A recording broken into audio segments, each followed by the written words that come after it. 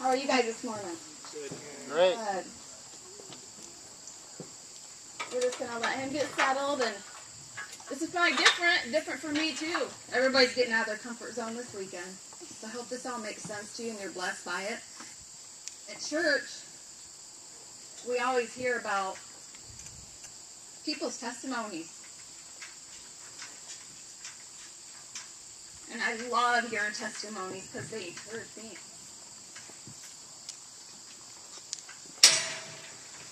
But today you get to hear a testimony of a horse.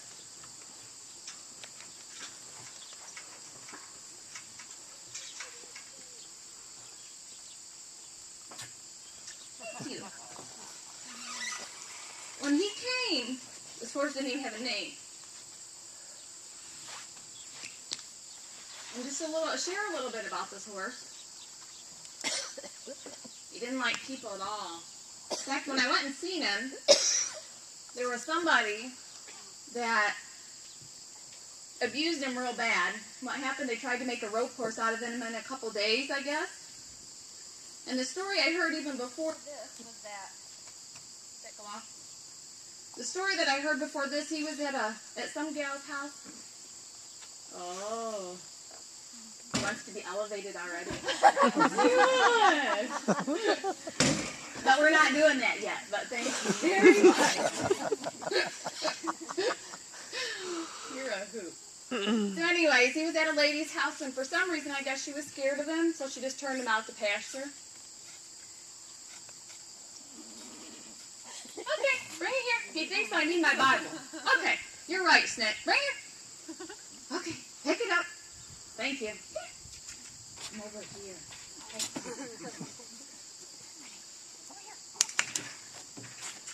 Thank you. Come on. Bring it to me. Oh, pick it up. That's not right. Thank you. Okay. Snickers thinks if I'm going to preach, I better preach out of the Word. Okay. Got it, Snick. Anyhow, she was scared of him for some reason. I don't really know why. I don't know a whole lot about what happened.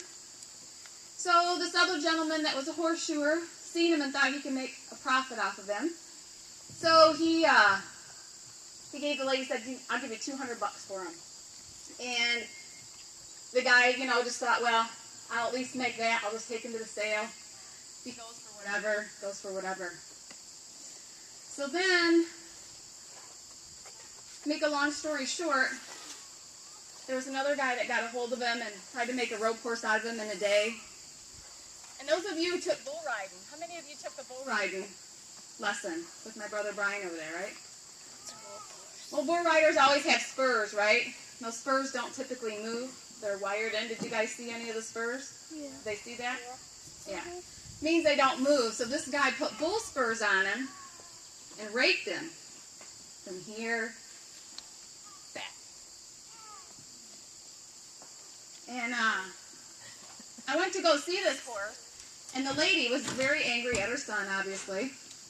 You can tell he don't like to perform at all. I don't want to stand there. I just want to look at the crowd. So anyway, I went and seen him, and I seen what had happened to him. I didn't even ride him. I put a halter on him, and I brought him home. And the guy told me, the owner said, I'm going to tell you what, Annie. He says, don't think you're going to teach that horse anything. He's a dink. That was his exact words. He's a dink. He's worthless. He's not going to do anything. Don't think you're going to train him to do a thing. Because what had happened is he put the guy through the fence twice. The guy that did that to him, he flipped over on him twice. I can't blame him, I'll be honest. I don't think it's the horse's fault. So anyways, I brought him home, and he didn't like people, obviously, right? He was scared to death of people. And not only scared to death, but he had an attitude against them. Get away from me. And so he would go sit in the back of the stall and put his head to the corner and his butt to me. He wouldn't hook up with me. He wanted no part. I was good enough to feed and grain him. That was about it. So here the process started. And the reason I don't want to put anything on him today, to show you at Liberty that he didn't know. Yeah. He didn't know. Just watch it. Okay. We're not doing that yet, but thank you. He's an overachiever now. Let's go. Okay. All right. Maybe we should stay on this side. He didn't know I had good plans for him. My Bible verse was what? Jeremiah 29:11? For I have good plans for you, saith the Lord. Right? Plans to give you a hope and a future, not for disaster. Right? But he didn't know that. He didn't know that I had good plans for him. He thought I was like everybody else.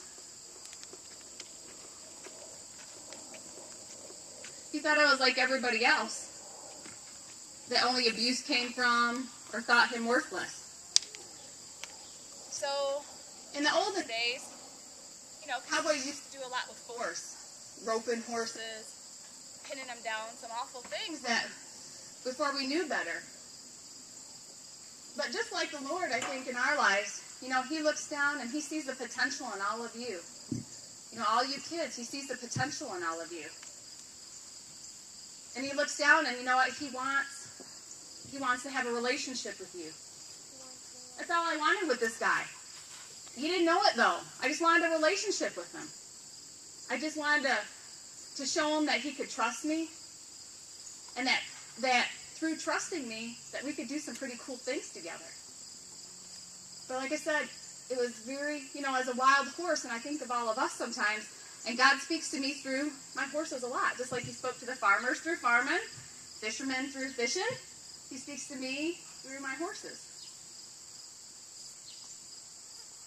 And he showed me a lot through Snickers that what people say is impossible, with the Lord all things are possible.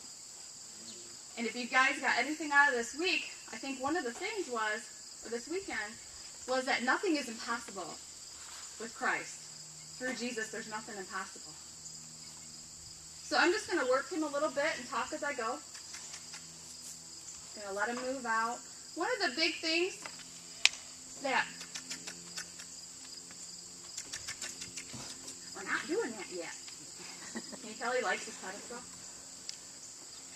One of the things is that we play this game, and there's a lot of different people, good boy, that call it different things. I call it join up. I call it building relationship. Good boy. Good. If you hear that dip, I'm going to give him a reward for doing what I asked him to do. But it's God pursuing. God's going to keep pursuing until you finally stop and hook up with him. That's the first step to it all. I couldn't do any of this training without the first step of being, I'm committed to him, but he's got to start being committed to me and learn to trust me a little bit. And that's what that join up is. When I push him away, I don't want him running from me. I don't want him running from me.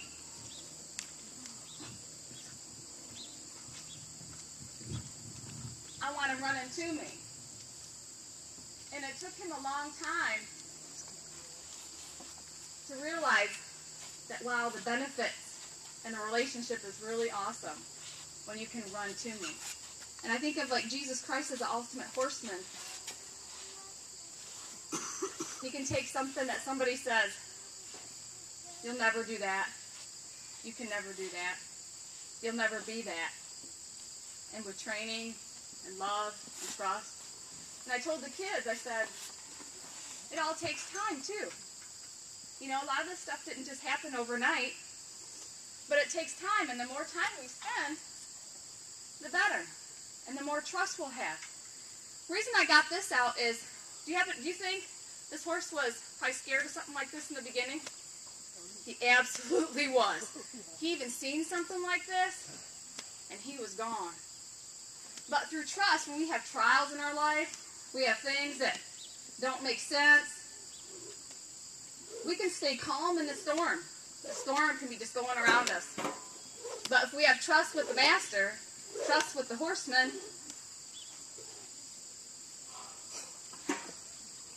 we can stay calm in the midst of that storm. It can just go all around us.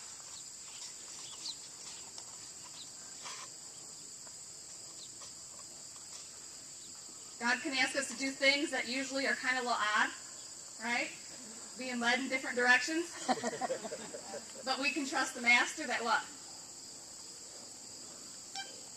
That it's for a reason, and as we do that, blessings always happen. Sometimes God will ask us to do other things that the world says is impossible.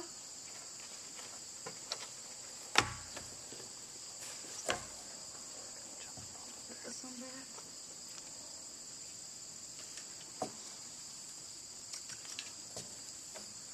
Could use a little help, you know. Push it up. Push.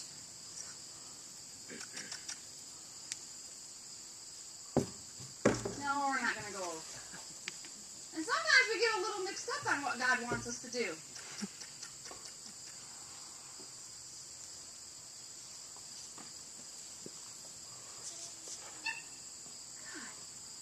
But He'll always work us through it if we're willing.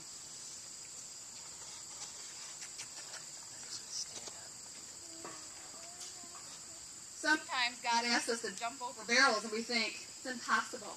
I can't do that. And then, spin around. Good. With no restraint. But once again, with Him, all things are possible. Because you guys, oh, overachiever.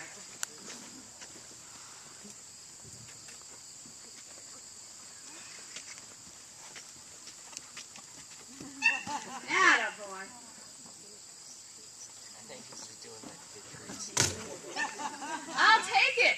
And do you see? When he realizes what he can do, you're going to walk over. Okay. Let's go this way instead. It builds his confidence. And the more we spend time with God, the more he'll build our confidence. I just want to take a break right now. Sometimes we can just rest in the presence of God too, can't we? Jake, you want to bring the pedestal in the middle?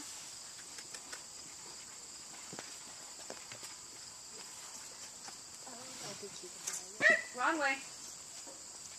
Out of way.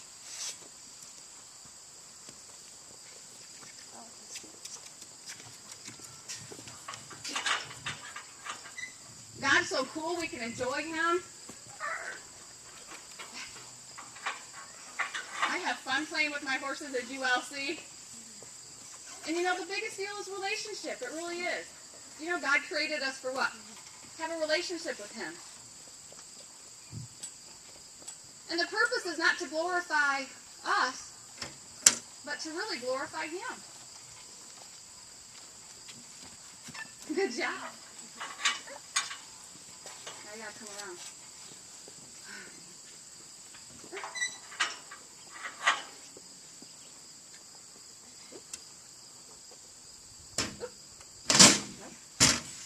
There we go.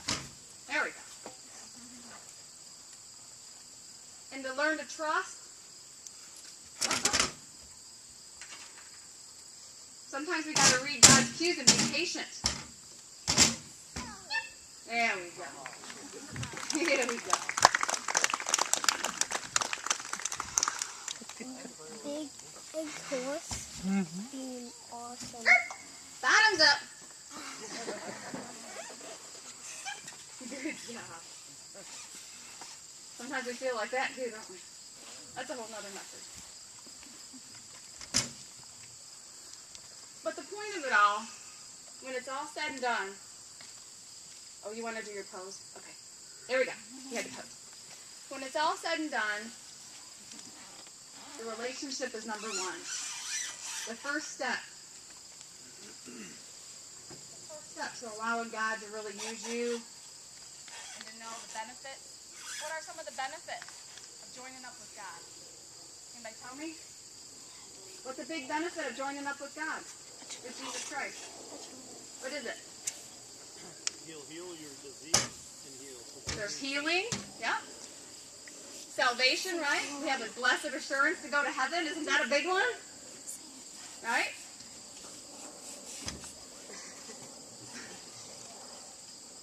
What do you think? Is that a big deal? Jesse likes that one. Is that a big deal to you, Steph? No? Salvation is a big deal, isn't it? That's right. We don't want to be far away from God, do we? No. Not at all.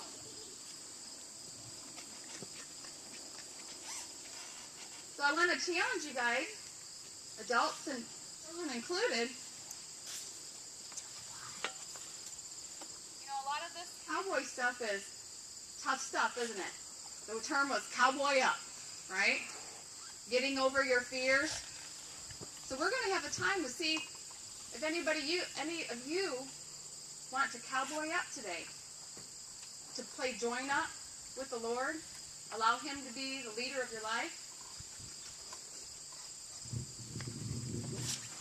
This is a good example. When we run away from God, what does God do? He gonna chase us?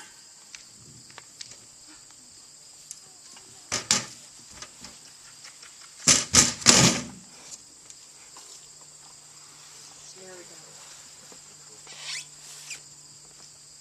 He'll pursue us until we finally want to join back up.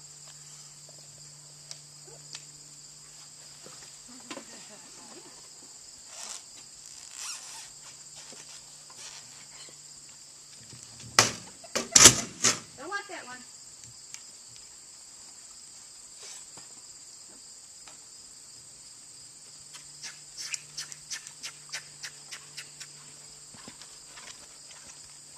Isn't that pretty? I never get tired of that.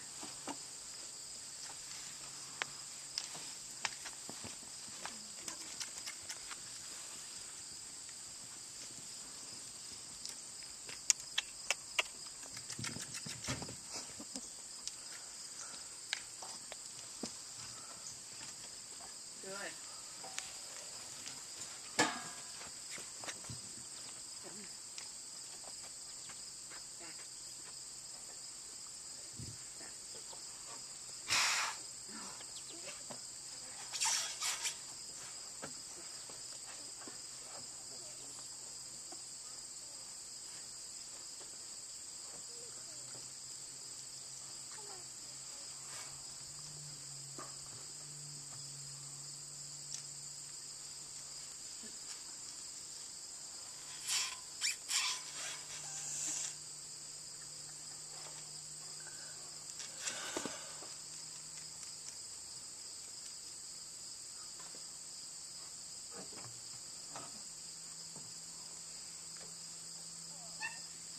Really, that's the ultimate goal, isn't it?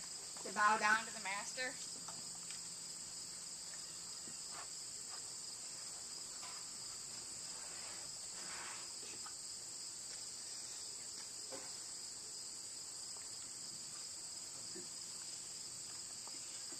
Not doing that one.